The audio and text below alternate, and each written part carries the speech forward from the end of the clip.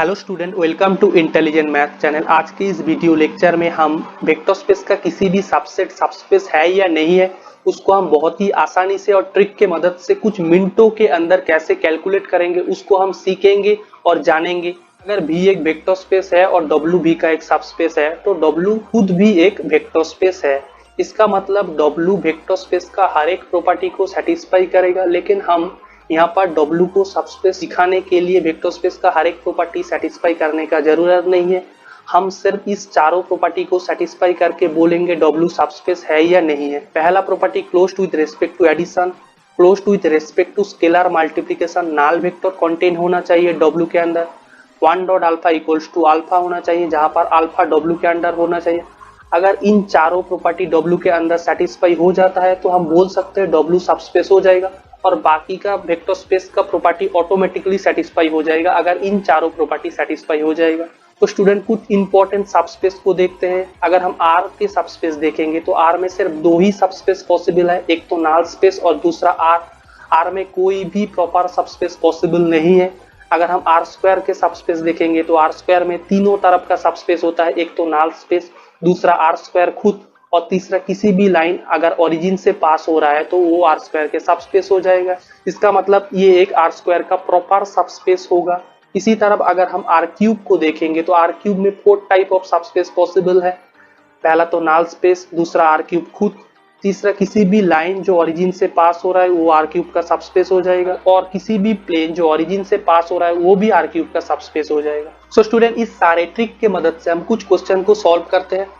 Consider the vector space V equals to R cube and the following of its subsets: S equals to XYZ belongs to R cube X or Y equals to 0, T equals to XYZ belongs to R cube X equals to 0, W equals to XYZ belongs to R cube X into Y equals to 0, X equals to XYZ belongs to R cube Z not equals to 0.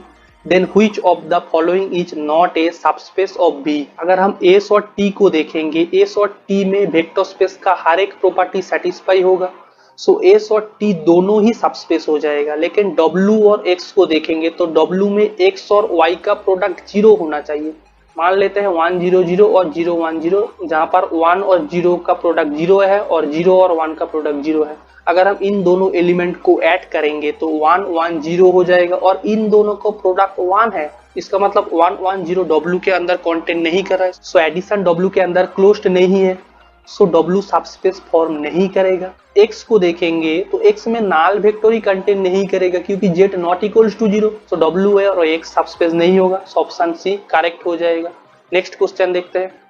Late R be the set of all real numbers and R square equals to XY, X belongs to R, Y belongs to R, then which one of the following is a subspace of R square over R?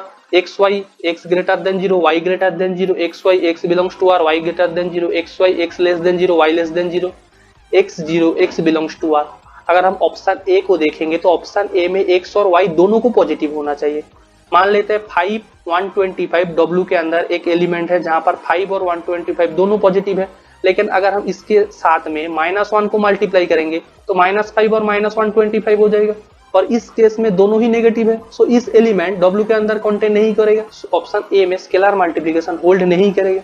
इसी तरह B और C में भी scalar multiplication hold नहीं करेगा, लेकिन D में vector space का सारे के सारे प्रॉपर्टी सेटिस्फाई हो जाएगा, सो ऑप्शन डी करेक्ट हो जाएगा। नेक्स्ट क्वेश्चन देखते हैं।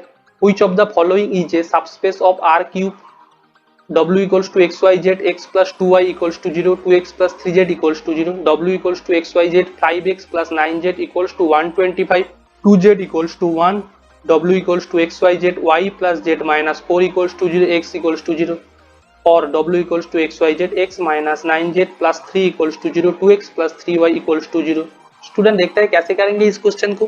किसी भी लाइन अगर ओरिजिन से पास हो रहा है तो वो R क्यूब का एक सबस्पेस हो जाएगा। X plus 2Y equals to 0 ये एक लाइन है जो ओरिजिन से पास हो रहा है और 2X plus 3Z equals to 0 ये भी एक लाइन है जो ओरिजिन से पास हो रहा है।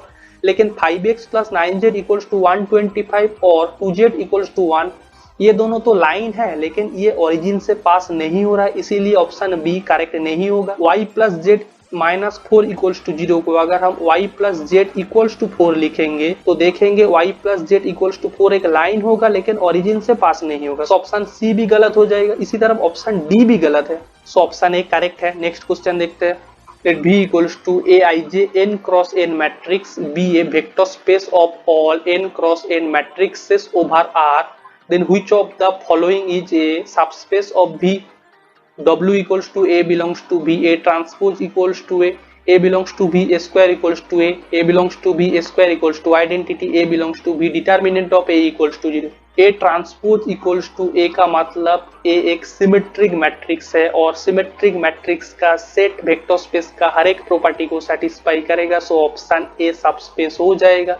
लेकिन ऑप्शन बी में ए स्क्वायर इक्वल्स टू ए, इसका मतलब ए एक आइडेम्पोटेंट मैट्रिक्स है और आइडेम्पोटेंट मैट्रिक्स का डिटर्मिनेंट या तो 0 होता है और या 1 होता है। इस ए मैट्रिक्स के साथ एक अल्फा को मल्टीप्लाई करेंगे जहां पर अल्फा 0 और 1 नहीं है, सो अल्फा ए का डिटर्मिनेंट 0 और 1 नहीं होगा, सो अल्फा ए आइडेम्पोटेंट मैट्रिक्स नहीं होगा। इसका मतलब ऑप्शन बी में स्केलर मल्टीप्लिकेशन का प्रॉपर्टी सेटिस्फाई नहीं हो रहा है। इसी तरफ सी में देखेंगे तो सी में ए स्क्वायर इक्वल्स टू आइडेंटिटी का मतलब ए एक इनवैल्यूटरी मैट्रिक्स और इनवैल्यूटरी मैट्रिक्स कभी भी नाल मैट्रिक्स नहीं होता है, सो ऑप्शन सी में नाल मैट्रिक्स कंटेंट नहीं करेगा। इस केस में नाल मैट्रिक्स कंटेंट हो रहा है लेकिन यहाँ पर एडिशन के रिस्पेक्ट में क्लोज्ड नहीं होगा। अगर हम ए एक मैट्रिक्स लेते हैं 1 0 0 0, इसका डिटर्मिनेंट 0 और बी एक मैट्रिक्स लेते हैं 0 0 0 1, इसका डिटर्मिनेंट भी 0, लेकिन इन दोनों को अगर ऐड करेंगे तो 1 0 0 1 होगा और इसका डिटर्मिनेंट 1 हो जाएगा, सो एडिशन डब्ल्यू के अंदर क्लोज नहीं है, सो ऑप्शन ए करेक्ट हो जाएगा। स्टूडेंट, इस क्वेश्चन का आंसर आपको मुझे कमेंट करके बताना होगा।